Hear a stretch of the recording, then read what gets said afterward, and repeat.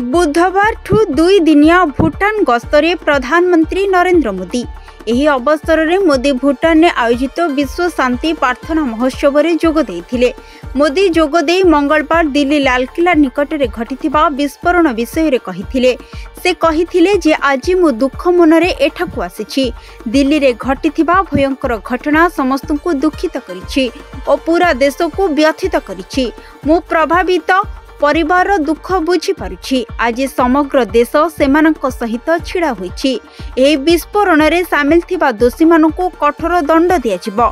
घटना परे मु सारा राति सोई नथिली और घटनार तदंत करुथिबा समस्त एजेंसी और अधिकारीक सहित सारा राति जोगाजोग रे थिली। घटनार लिंक स्थापित होउछि। आमर एजेंसी गुडिक एहार मूल दुआ पर्यंत जिबे। बुधवार सकाळे भूटान थिम्पू विमान बंदर रे पहुंचीबा परे मोदी को भव्य स्वागत करा जायथिला। सेठारे प्रथमे जने भूटान झियो तांको पुष्पगुच्छ दे स्वागत करथिले। तापरे प्रधानमंत्री एवं अन्य प्रतिनिधि माने तांको भेटी आनुष्ठानिक भावरे स्वागत करथिले। एहा परे से विश्व शांति प्रार्थना महोत्सव रे जोग देथिले।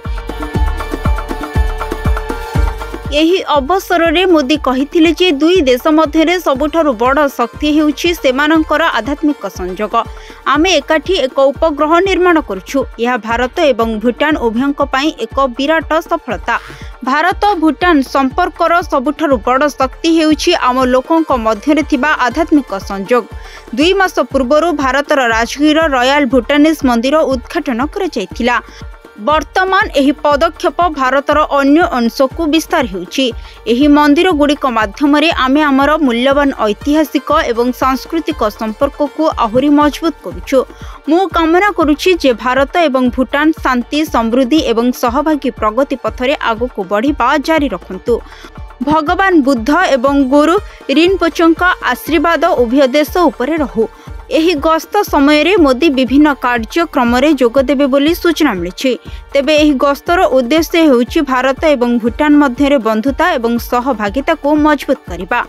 ब्यूरो रिपोर्ट, सरकार न्यूज।